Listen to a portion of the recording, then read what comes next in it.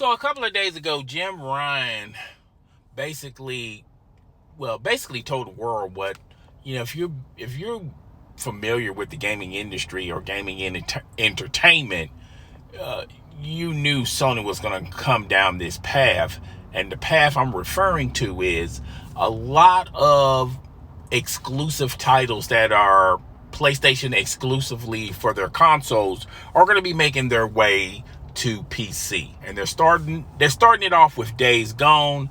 I believe Days Gone is going to be released this upcoming spring, and the news set a lot of different people in a lot of different categories: puzzled, confused, mad, angry. And I'm going to break all these categories down. A lot of people are spreading this doom and gloom. Oh my God, the world's coming to an end. And it really determines on what type of person you are. Okay, what category you fit in. And I feel like with this news, overall, it's going to benefit the consumer. It's going to really benefit the gamer when you think about it. Not too much or not too so if you're a content provider on Twitch or YouTube. It's not doom and gloom, but it's not the best news. It's not it's not, this news is really not going to benefit them from that standpoint. So let's just break all this stuff down. All right. So as a consumer, how this news benefits the consumer. And before we get into it, I first like to state this for the record.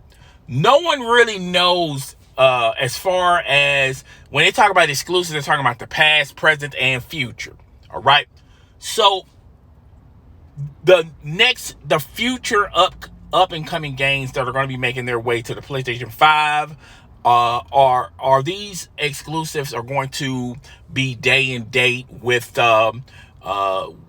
are they going to have the same release date with the PlayStation 5, with the PlayStation 4, and with PC? Are they all going to have the same release date, or is the PC version, when it comes to up and coming titles, going to be released at a later date?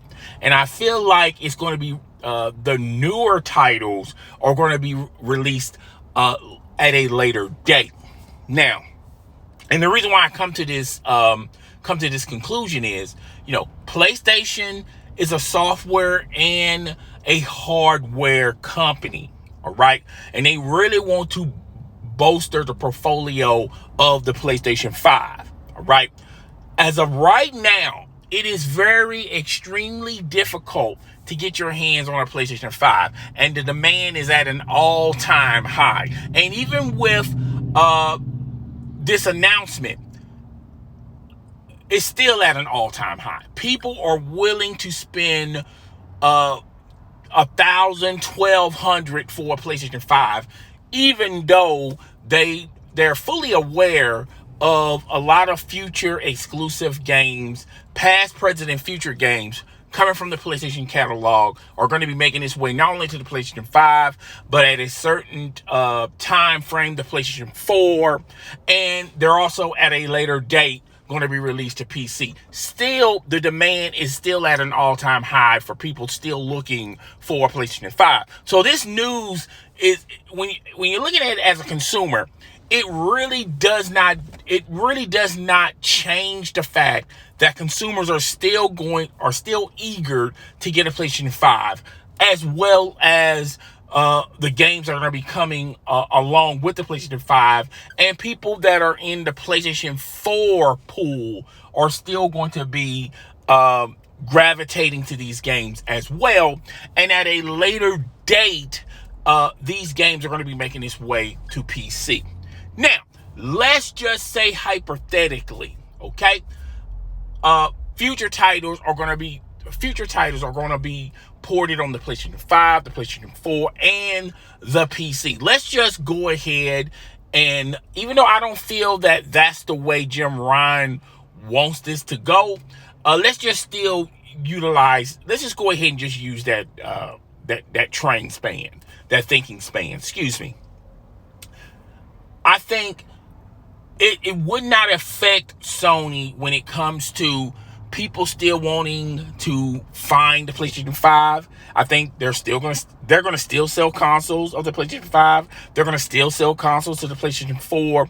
And it really does not, if you're a console gamer, you're still going to play these games, these up and coming games on consoles. All right. Now it will gravitate to PC gamers wanting to purchase these games. All right.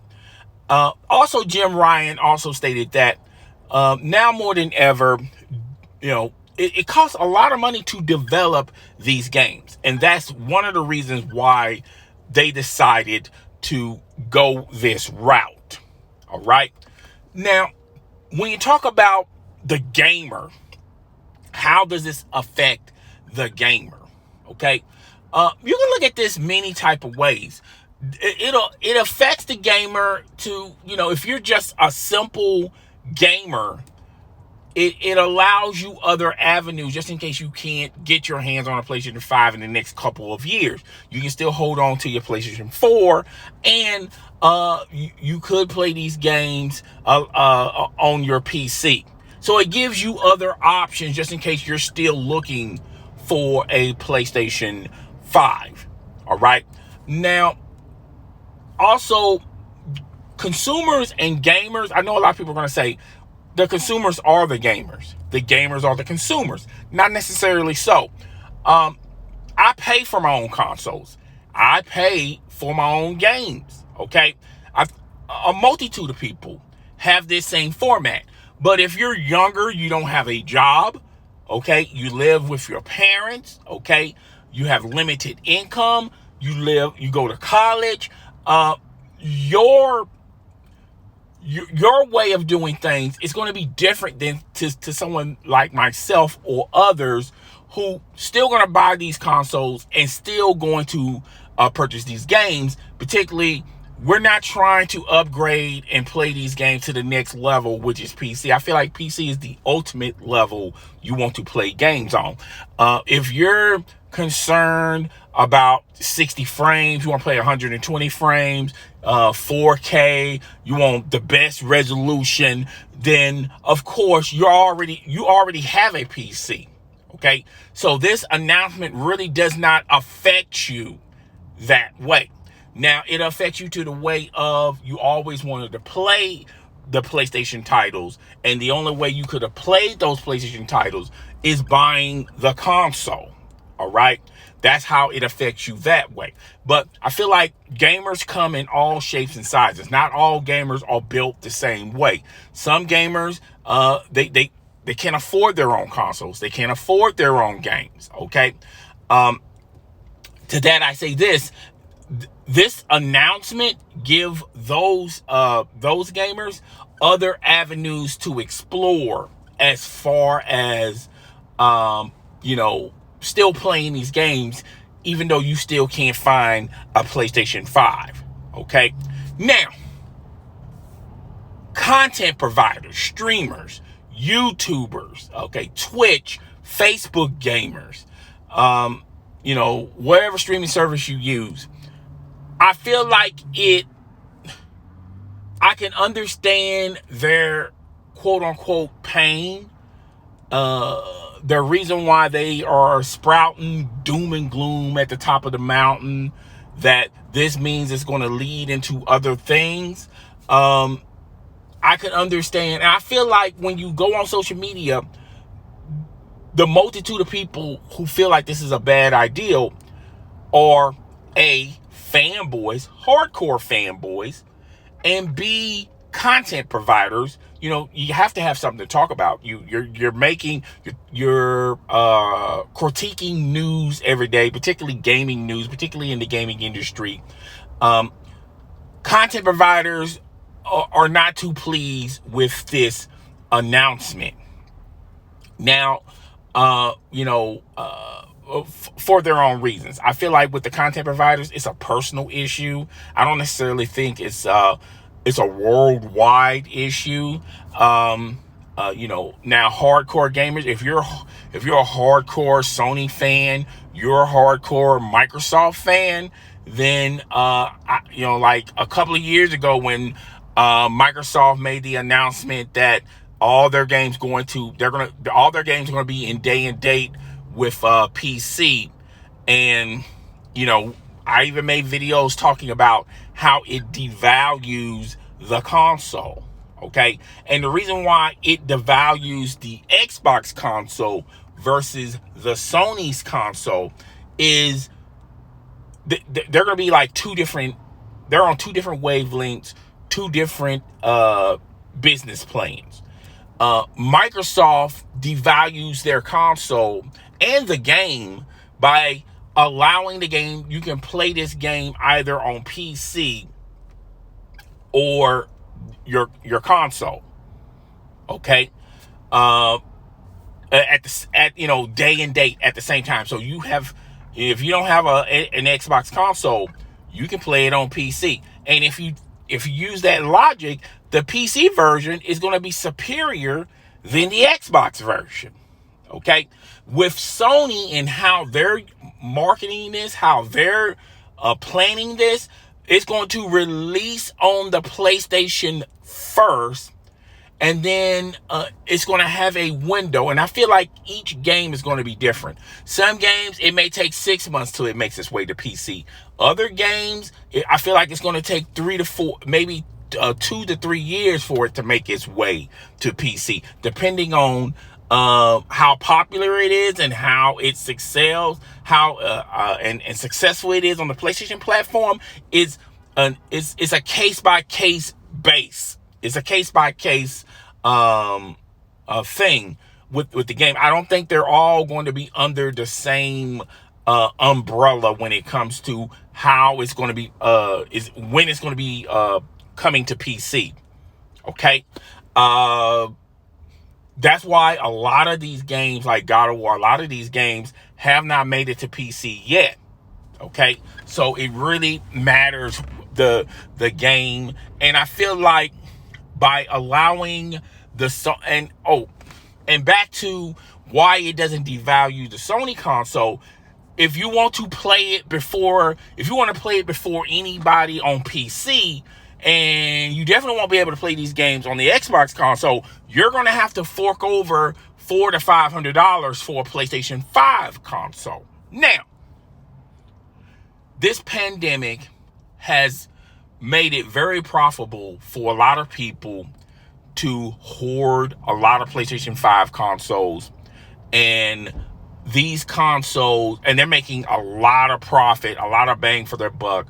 They're making a lot of money by buying these consoles on the web with bots and things of that nature, and having a multitude of these consoles in your garage or whatever, and people are making hand over fist type of money. All right, and Sony sees that. Sony's going like, yo, wait a minute, y'all were complaining, meaning the gamers, that we have to stay under a certain price point when it comes to consoles. All right, keep in mind, Microsoft, Sony, and Nintendo, they lose a little every time they sell a console. Every console that they sell, they don't make a profit off of. Okay, and when they do make a profit, it's not a huge profit. Okay, so they're losing money hand over fist every time they sell a console. All right, so Microsoft, Sony, and Nintendo is looking at this and they go, yo, you're crapping on us, saying that we have to stay under $500. Meanwhile, these same individuals that's saying that we have to stay under a certain amount of price or certain amount when it comes to the consoles, these are the same individuals that are dropping $1,000, $1,200 on these consoles, and in some cases, people are dropping $1,000, $1,200, $900 on these PlayStation 5s, only to get nothing. All right, it's a hoax. It was a scam. Okay, people are getting scammed out of $1,000, because they thought they got a PlayStation 5. And at a certain period of time, the Xbox Series X, a lot of people were paying hand over fist for these Xbox Series X. So when you got news like that, and guess what? Microsoft, Nintendo, and Sony, they read the same news clippings you guys read, okay? And they're looking at it as, yo, whoa, wait a minute.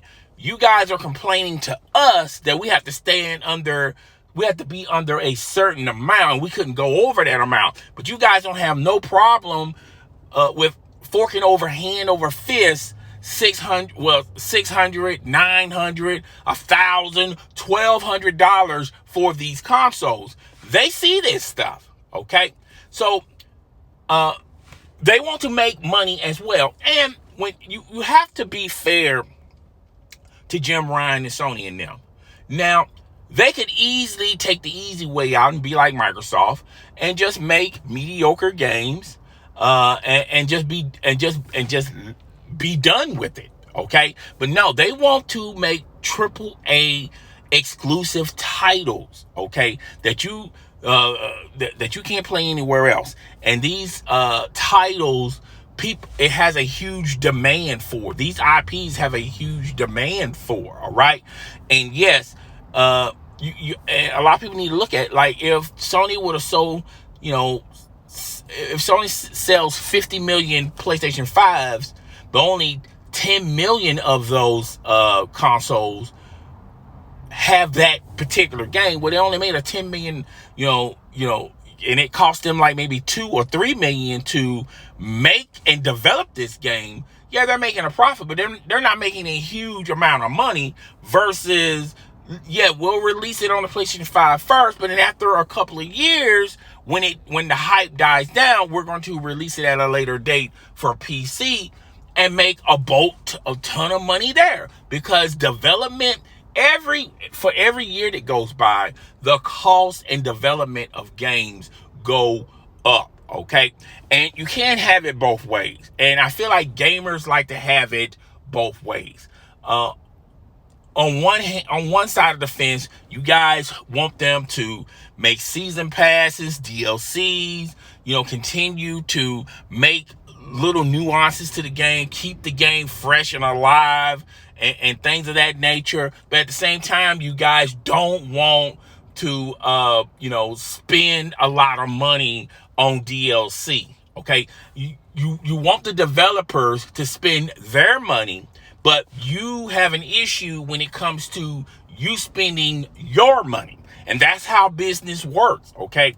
Corporations don't make these billions by just spending millions only to not make, next to none profit, okay? So, look, I know a lot of people are not fans of Jim Ryan. I'm not a fan of Jim Ryan, but when you read the article and when you really step back and evaluate and think about what was said, if you're looking at it as a business person, it makes business sense. Look, here's an analogy I like to use, okay? So everyone was Golden State Warrior fans. When the Golden State Warriors was on top of their game, they had Draymond, Klay Thompson, Steph Curry, and they added Kevin Durant, all right? And, they was in the finals winning titles, yada, yada, yada, all right? But in order to keep those players, you have to sign those players to extensions, meaning, eventually there was going to be over the salary cap if they would have kept all those guys, all right? So it costs money to keep those players, okay? The owner is not going to just pay a luxury tax and just take it out of his wallet without saying, okay, well, we need to go up in the concession stand, we need to go up in parking, we need to go up in season tickets, everything should be going, we should increase the value of our stadium, which, by the way, we're going into a new stadium, okay?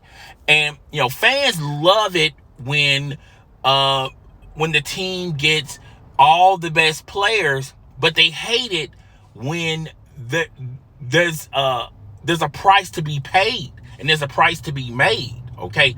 Yes, the owner would love to take losses, but he also likes to make profit as well.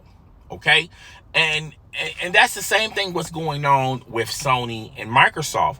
When you saw Microsoft doing this, I don't get why people don't think Sony wasn't going to do this as well. Now, the difference between Microsoft and Sony is I feel like Sony is going to release these games at a later date. They're not going to release them at the same time they release it on the PlayStation 5. Okay, and that's why you've been hearing Sony for the next couple of years when it comes to their exclusive titles also being released on the PlayStation 4. They haven't completely abandoned the PlayStation 4. The PlayStation 4 have 100 million consoles out there.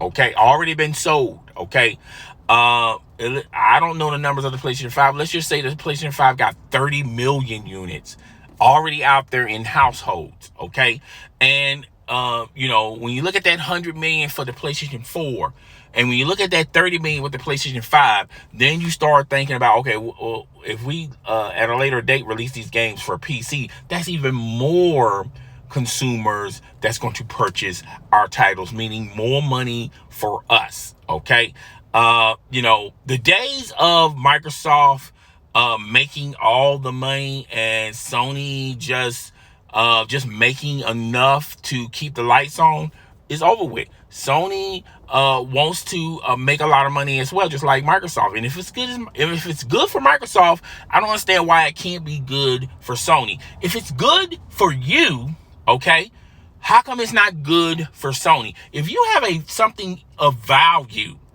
and someone's willing to pay 3, 4, maybe 5 times the amount that you paid for it, okay, is all of a sudden we're going to start putting a cap on everything? Okay, even in our personal lives, if I have something of value and I know there's a huge demand for it, should I just pay? Should I just go ask less for it? Okay, because I'm a fan, I'm a gamer, I'm a fanboy, I'm a content provider. No, it doesn't work that way. The same rules apply for us. They also apply for corporations out there. So, to me, State of Play is going to be released sometime. I think it's tonight. I'm not 100% sure. And I'm pretty sure that Sony is going to explain their game plan on how they're going to do a lot of these exclusive titles, past, present, and future. They're still exclusives, okay? That you can't play them on the Xbox One X, okay? And yes, you can play them on PC, but at a later date. But if a game is released today and it doesn't make its way to PC until next year, you got a whole year of this game being exclusive to PC. Okay, that's still going to benefit Sony, and it benefits the gamers. Okay, if you're a hardcore fan of Sony, you're gonna play it before the PC gamers, and when they get their hands on it, you're moving on to something else. Okay, so in order to get a second life, a second wind on a lot of these games, you have to port these games on. They got to somehow, some way figure out their way to make it to PC. And I feel like the PC gamers are going to really be appreciative of these games making their way to their platform.